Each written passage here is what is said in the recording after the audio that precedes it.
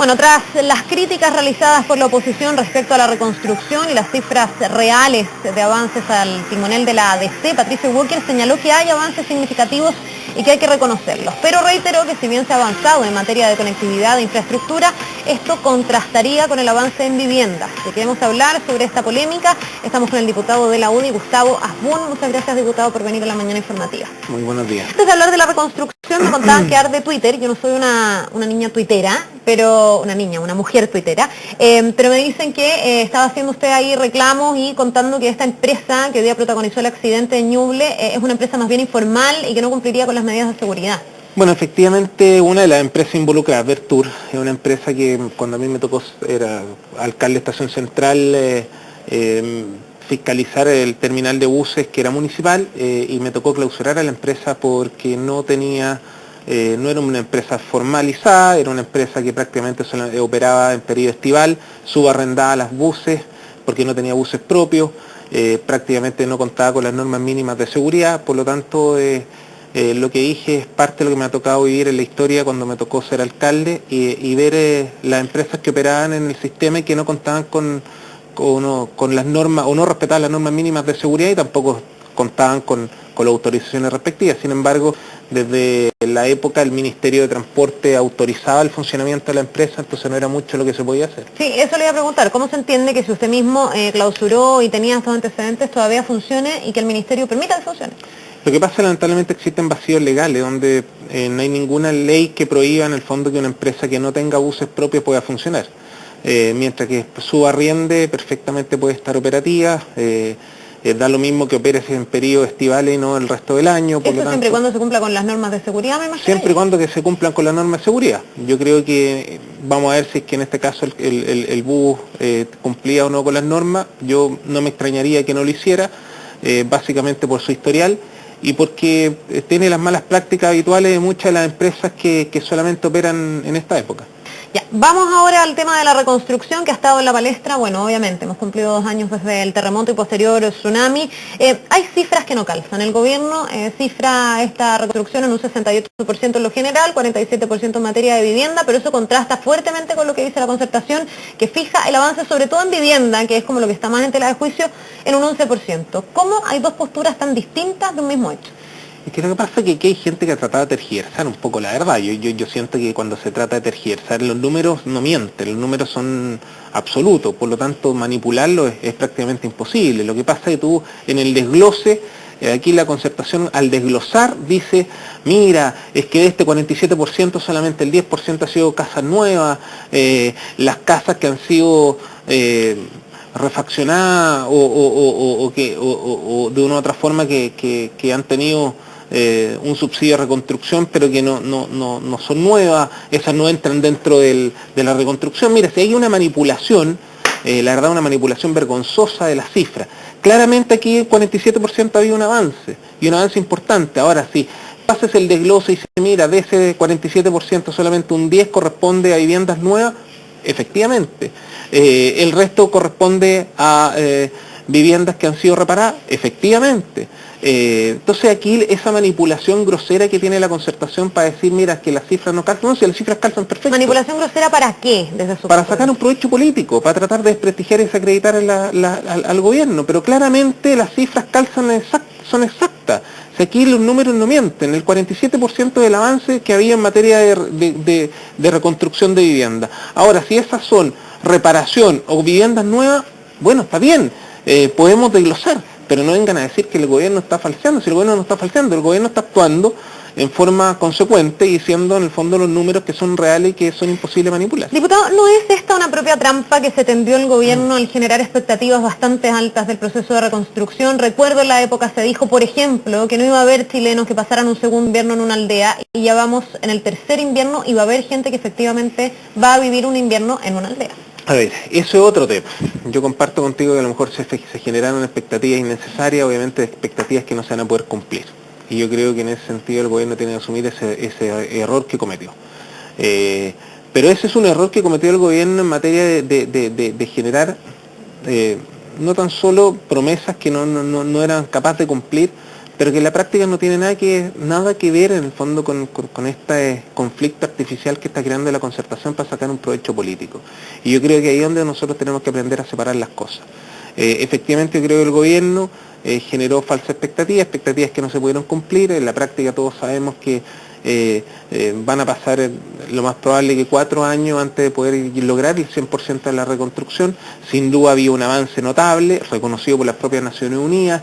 Aquí también hay que reconocer que no tan solo es un avance notable, sino es una eficiencia tremenda, porque el mejor ejemplo es lo que ha sucedido en el último tiempo. O sea, si uno compara lo que fue Tocopilla, donde en 4 años construyeron 2.500 viviendas versus las casi 70.000 que ha construido este gobierno en prácticamente 2 años, te demuestra que el grado de eficiencia es diferente. Hay un mayor compromiso, mayor responsabilidad, se está actuando de manera bastante eficaz, comprometida con los problemas de la gente. Ha habido en la agenda del gobierno una de las prioridades es la reconstrucción, y por lo tanto yo creo que hay y se ha notado en el fondo una postura distinta y un escenario diferente entre que si hubiera sido la concertación la que estuviera gobernando y nosotros, porque claramente la eficiencia queda demostrada en hechos concretos, como es cómo se están logrando las cosas en el corto plazo. Ahora, el diputado Arboe, que acaba de estar aquí en entrevista antes que usted, decía que las metas que se fijó el gobierno fueron más bien metas populistas, no optimistas, sino que populistas. Mira, yo creo que decir que sean populistas, el populismo lo está generando la propia concertación al tratar de generar un conflicto artificial para sacar un provecho político, porque ellos son muy buenos para mirar la paja en el ojo ajeno, pero jamás para tener autocrítica. Yo jamás he escuchado a la concertación decir lo que ellos hicieron en Tocopilla. Te insisto, desde el 2007 hasta la fecha, o hablemos 2007, 2008, 2009, hasta que estuvo la expresidenta de Chile, 2 años y medio, 2.500 viviendas. Este gobierno va a reiterar recién el 2.º año y ya ha construido cerca de 70.000 viviendas. O sea, eso te demuestra que hay una diferencia notable en el aspecto en cuanto a la eficiencia y la eficacia de cómo se hacen las cosas. Y yo creo que eso es lo importante. Entonces, que alguien de la concertación te diga populista, si los populistas han sido ellos. Diputado, pero no solo de la concertación, porque por ejemplo el Observatorio de la Universidad de Chile concuerda con el informe que tiene la oposición o la concertación. Pero que te insisto, porque ese ya viene el desglose. Es que, a ver, es un problema de lectura de cifras. Pero por supuesto que es un problema de lectura, porque tú ves la cifra completa. La cifra completa que dice el gobierno aquí había un avance en 47%. Distinto es cuando tú haces el desglose y tú dices sí, pero de eso corresponde un 10% de viviendas nuevas, un porcentaje importante de viviendas reparadas, en algunos casos han sido reparaciones menores, en otras reparaciones mayores. O sea, obviamente, si uno hace un desglose, podemos llegar a un consenso similar. Pero aquí decir que solamente se ha construido un 10%, eso no es verdad. Si lo que pasa es que aquí no tenías para qué destruir todo lo que estaba construido. O sea, obviamente había que también reparar algunas casas que estaban en buenas condiciones y que estaban en condiciones de habitabilidad. Por lo tanto, yo creo que aquí, te insisto, lo que se está tratando de sacar es un provecho político y me da una vergüenza tremenda decir que la clase política se esté prestando para esto. ¿Qué le parecieron a usted las palabras de Ignacio Walker, que justamente decía que hay que valorar lo que se hace en materia de reconstrucción y que no tenía mucho sentido esto de estar buscando cifras más, cifras menos? Porque eso es actuar con objetividad, porque eso es ser una persona objetiva, que realmente sabe de lo que estamos hablando. O sea, aquí había un avance de un 47%, ahora si hacemos el desglose podemos llegar a un acuerdo similar. Y aquí lo único que se busca es decir, mira, aquí hay un 10% de construcción. Aquí lo que la concertación quiere en periodo de elecciones es tratar de polarizar el ambiente, tratar de sacar un provecho político. Su desesperación en las encuestas demuestran claramente que ellos están a la baja.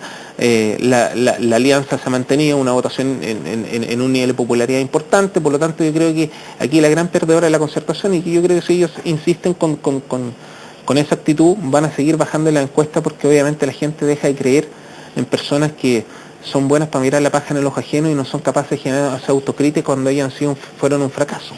Diputado, hablando de climas electorales, de municipales, de presidenciales, usted fue bien crítico de este viaje que hizo la expresidenta Michelle Bachelet durante vacaciones que hizo más bien en reserva, justo en el momento en que se conocieron las formalizaciones por el tema de la alerta fallida del tsunami.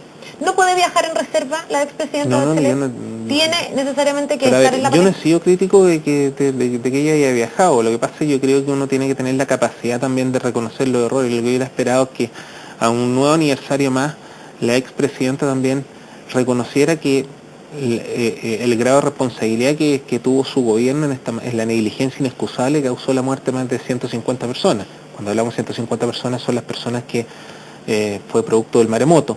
Y por lo tanto yo creo que en ese sentido lo que uno esperaría sería una actitud un poco más humilde y reconocer cuando uno comete errores. Yo creo que aquí nadie le está achacando responsabilidades penales ni responsabilidades civiles, pero aquí hubo una negligencia inexcusable y uno cuando es autoridad puede delegar responsabilidad. O sea, uno puede delegar autoridad pero no responsabilidad. Y ¿Cuál es la responsabilidad de la expresidenta Michelle Bachelet? Ella es ser la jefa directa en ese minuto de los organismos públicos que cometieron esta negligencia inexcusable, donde ella misma el año 2007, después del terremoto de Tocopilla, se comprometió que se iba a reestructurar la ONEMI en un 100%, que era un cambio notable, porque la ONEMI ya había funcionado mal el año 2007 y ya reconocieron los errores, que ya era una reestructuración completa. Ahí sale Maturana, entra la señora Carmen Fernández, supuestamente Carmen Fernández tenía dedos palpeanos, en la práctica se demostró claramente que obviamente fue una persona que se terminó transformando a la ONEMI en una bolsa de trabajo de los partidos de la concertación y no haciendo un organismo técnico profesional en materia de emergencia. Y por lo tanto yo creo que ella tiene una responsabilidad política, que no es que uno vaya a crucificarle a la Plaza de la Constitución, pero uno esperaría en el fondo que alguien sea capaz de decir, mira, equivoqué, asumo mi error, o mira, yo asumo la responsabilidad porque era mi gobierno, eran mis ministros, eran mis jefes de servicio. ¿Puede decirlo la expresidenta tomando en cuenta el cargo público que ella tiene en la ONU? Porque desde su sector señalan que ella no puede hablar de temas internos y no sé si a usted le parece veraz, si le parece correcto o no le parece ese argumento. Mira, no lo hizo cuando no tenía ningún cargo en las Naciones Unidas, ¿por qué lo va a hacer ahora? O sea, a mí claramente ese no es el problema. ¿Cómo interpreta usted el silencio de la expresidenta? Mira, yo creo que a lo mejor ella asume su responsabilidad, pero no la ha hecho pública. Yo creo que a lo mejor ella lo que tiene que hacer también es reconocerlo. Reconocer los errores, yo creo que hablaría muy bien de ella. Yo creo que en la vida uno tiene que ser capaz de asumir las responsabilidades. Cuando uno tiene un cargo público, tiene que entender de que se debe a la gente. Y en ese sentido yo creo que lo que correspondería es que yo no hablo de te insisto, buscar responsabilidades penales, pero sí asumir los errores que se cometieron. Y yo creo que en ese sentido nadie la criticaría si ella fuera capaz de decir, mira, efectivamente aquí hubo un problema y la responsabilidad recae en ese momento en el jefe directo, que es el presidente de la República. Usted me dice, la expresidenta no tiene responsabilidades penales y la justicia también lo ha determinado de esa manera, por algo no las formaliza, pero el que sí está formalizando la justicia es al ex subsecretario del Interior, Patricio Rosende. ¿Él tiene responsabilidades realmente? Porque hay quienes dicen también, como Jacqueline Van Rysselberghe, que en el fondo él se basa en una información técnica que es entregada por un organismo como el CHOA y como la ONEMI, que son organismos técnicos supuestamente preparados. A ver, mira, primero que nada yo te debo aclarar que el CHOA levanta la alerta roja 10 para las 4 de la mañana. O sea, hubo cerca de 40 minutos donde la alerta se mantuvo, pero la ONEMI no la dio. Y eso ya no es problema del CHOA, es un problema de una decisión política mal adoptada. ¿Pero esa decisión política del Interior? Esa decisión política se tomó en el comité de emergencia, donde había ministros y estaba la directora en ese momento, Carmen Fernández. Yo no asumo y yo no quiero decir que en el fondo la responsabilidad es de solo el subsecretario. Para mí quien actuó con más desidia era el exministro del Interior, Edmundo Perelloma. El responsable directo del funcionamiento del comité de emergencia, quien debía haberlo liderado, era él. Y él actuó con una desidia tremenda, se ve la imagen, él prácticamente no participa del comité de emergencia, él se resta, y quien asume en el fondo el rol que le competía o le compete al ministro del Interior fue el propio subsecretario. Yo creo que esperaban que formalizaran al ministro. Yo creo que el subsecretario está el hilo más delgado y no se está buscando al responsable directo, que en este caso era Edmundo Perelloma. Yo creo que Perelloma sí es responsable y en responsabilidad penal en este caso, por la negligencia inexcusable del organismo público que en ese minuto dependían del comité de emergencia que tenía que dirigir él. Diputado, se nos va el tiempo, pero me quedan en el tintero algunas cosas. Habíamos hablado de Michelle Bachelet, posible candidata a la Concertación para las próximas presidenciales, y también al otro lado se empieza a pensar quién podría competirle mejor. Y en la UDI hay distintas corrientes. Algunos que dicen podríamos reclutar a Lorenz Goldborn, hacerlo parte de nuestro partido y candidatearlo, y hay otros que dicen no, el líder natural de la UDI es Longueira. ¿Con quién está usted? El líder natural de la UDI es Pablo Longueira. ¿Y para usted él es el presidencial? El líder natural de la UDI sin duda es Pablo Longueira. Pero tenemos un abanico de candidatos. Pablo tiene un liderazgo importante. Pablo, nadie puede discutir en el fondo la ascendencia y lo que significa para la UDI. Sin duda Lorenz Goldborn también es un buen candidato. Y yo creo que esto es muy pronto para definir. Sin duda, yo creo que en ese sentido uno tiene que ser bastante cuidadoso. No tenemos por qué agrandar las cosas. Pero lo importante es que... Se está riendo solo. No, lo importante es que nosotros podamos trabajar en conjunto para buscar un candidato presidencial único. Y en ese sentido yo creo que tanto Lorenz Goldborn como Pablo Longueira cuentan perfectamente con el apoyo de la UDI y con la confianza. Que ambos son capaces, que ambos son buenos candidatos. Que ambos tienen un liderazgo importante. Que ambos tienen liderazgo. ¿Quién le puede competir mejor a Michelle Bachelet? Porque hasta ahora todo indicaría... Seamos más pragmáticos. ¿Ya? Si uno es más pragmático, obviamente hoy día la persona es Lorenz Goldborn. Ahora eso no significa que de aquí a un año las cosas puedan cambiar. ¿Quién es mejor Lorenz Goldborn hoy que Pablo Longueira? Porque obviamente la encuesta marca mejor, porque está mejor evaluado, porque obviamente tiene un nivel de rechazo menor, porque tiene una empatía distinta. Yo creo que en el fondo son personas diferentes que perfectamente hoy día tienen un perfil distinto. Yo creo que Pablo ha asumido en la cartera de Economía un rol importantísimo en la defensa de los derechos ciudadanos, que eso también lo está posicionando, pero es muy pronto hablar de una carrera presidencial. Generalmente un candidato se puede quemar en 6 meses, por lo tanto yo decir hoy día que Lorenz está mejor evaluado que Pablo, puede ser que de aquí al próximo año Pablo esté mejor evaluado que Lorenz y obviamente el candidato sea Pablo. Yo creo que en ese sentido no hay que echar a pelear a los dos, porque los dos pueden representar perfectamente a la UDI. Yo creo que es muy prematuro y en su minuto la UDI tendrá que tomar una decisión, pero sin duda Pablo representa el ADN de la UDI con un liderazgo indiscutido, y Lorenz también ha demostrado tener una cercanía con nosotros, un grado de eficiencia, eficacia, un compromiso con la gente, con una responsabilidad social, y ha hecho un rol como ministro notable. Ya, para terminar, me voy a ir a otro tema para que no se me quede nada en el tintero. Se espera una reforma tributaria que se debería anunciar este año. Usted ha sido un defensor absoluto de que se rebaje o se elimine o se reestructure de alguna manera el impuesto específico a los combustibles. ¿Vamos a tener esa noticia este año o usted cree que no se va a poder avanzar en esta materia, tomando en cuenta la postura que tiene el ministro de Hacienda? Yo creo que este año vamos a tener noticias. ¿Cuáles noticias? ¿No? ¿Se va a rebajar el impuesto específico? Mira, lo que nosotros esperamos es que exista si no se puede eliminar, que entendemos en el fondo que no se puede eliminar en el corto plazo, por lo menos hacer una redistribución del impuesto. Yo creo que aquí lo más fácil, más que eliminar, es redistribuir. Porque hoy día el 80% de los combustibles en Chile lo consumen las grandes empresas, las mineras, las forestales, también la línea aérea, y no pagan impuestos específicos. Y el 20% lo consumen los automovilistas, los buses y los camiones. En el caso de los camiones descuentan el 25%, y el caso quienes asumen en el fondo el costo del impuesto específico son los vehículos, y ellos pagan promedio 250 pesos por litro. Obviamente si nosotros hiciéramos una redistribución y todos pagaran 1,5 pesos por litro consumido, podemos lograr juntar los mismos 1.000 millones de dólares que se recaudan hoy día. Pero el ministro de Hacienda no lo ve como usted, porque él ha dicho que no. Bueno, porque el ministro de Hacienda tendrá que entender de que esto se administra, no es una empresa privada, este es un gobierno, y el gobierno tiene una responsabilidad social. La utilidad la generan las empresas. El gobierno tiene que cumplir un rol social.